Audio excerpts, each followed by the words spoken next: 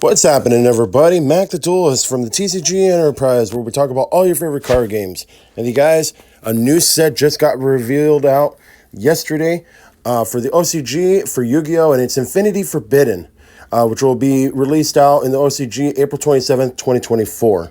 There's a whole bunch of new support that just got shown in for Exodia, for a big matter, and also for all the other classic Yu-Gi-Oh! Cards from back in the day.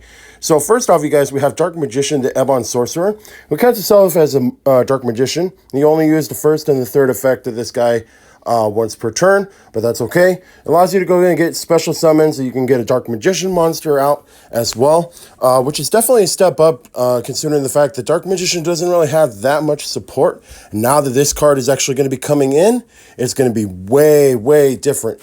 It's going to be a lot more beneficial for the game format as it stands as of right now. And then the next card that ended up getting featured was the Caveman that awoke after Millennium.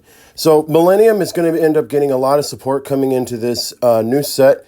It only ended up getting released out for just a few cards, but just these few cards already skyrockets and makes a huge pop for what is going to be yet to come for the TCG.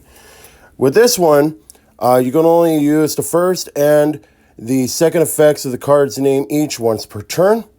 And if this card is in your hand, you play it face up with the spell and continuous trap zones and all that. And you're paying 2,000 life points and all this other kind of stuff. So, and then there's also the Golem of the Guards of the Millennium Treasures. It does primarily the same thing, and all the Millennium monsters are going to end up having all this stuff revolve around them with all this ancient Egyptian stuff, which is actually really, really, really cool. This one pretty much does the same thing. It sets itself up in the spell and trap zone as a continuous spell.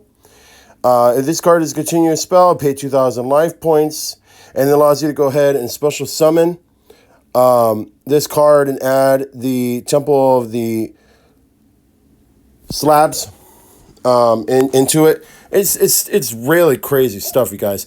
Also, the next card that also ended up getting released was the Millennium Fiend Reflection. I like the artwork on this card. It looks really, really dope. And you can use the first and second effects of this card's name once per turn. If goes into the if this card in the hand, either place it right into the spell in the trap zone as a continuous spell.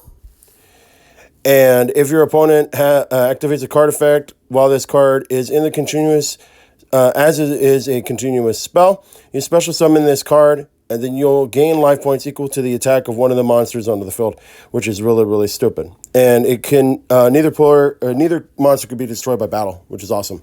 And then we have Millennium Moon Maiden, which is actually really cool, and I love the artwork on this thing. This one basically does the same thing: the spell and trap zone, a continuous spell, and it's just really nuts. Now this is really good. Exodia now has a fusion monster that it can actually utilize with all the pieces of Exodia.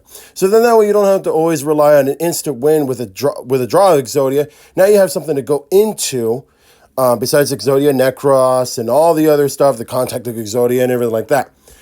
This thing is insane. This thing is unstoppable. If this card is battles and everything like that, you'll gain life equal to the amount.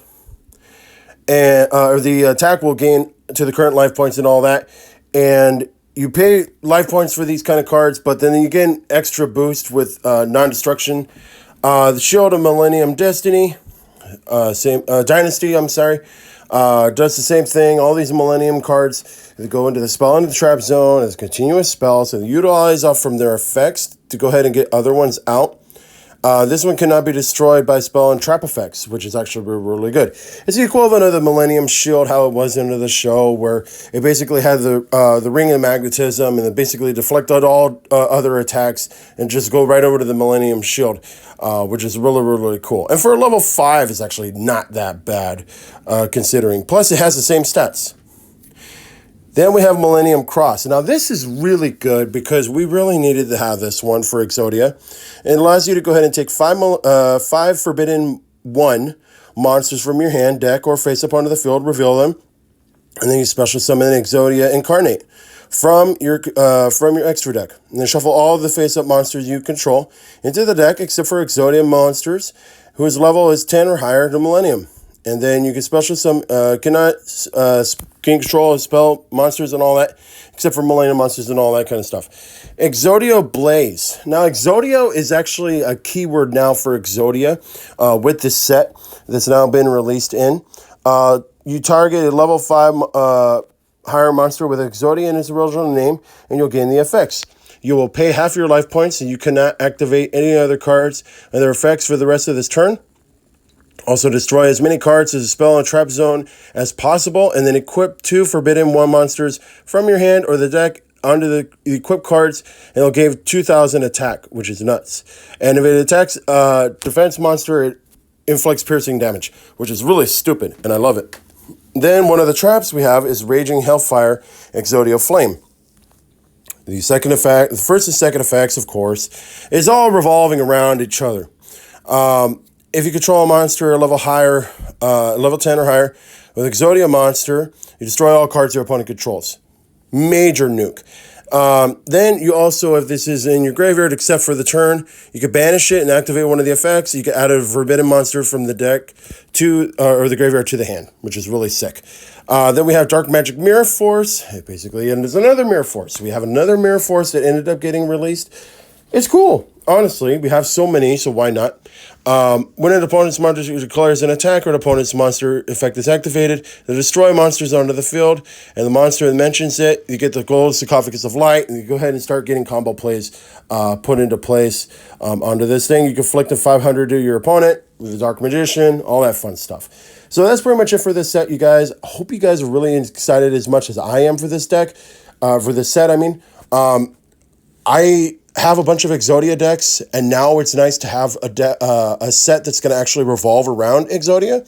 So stay tuned in for more cards that are going to end up getting featured out for that set, you guys. And then we're also going to end up having an updated Exodia deck based specifically onto this set as well. So just stay tuned in for that, and I'll see you guys all until the next time. Happy gaming.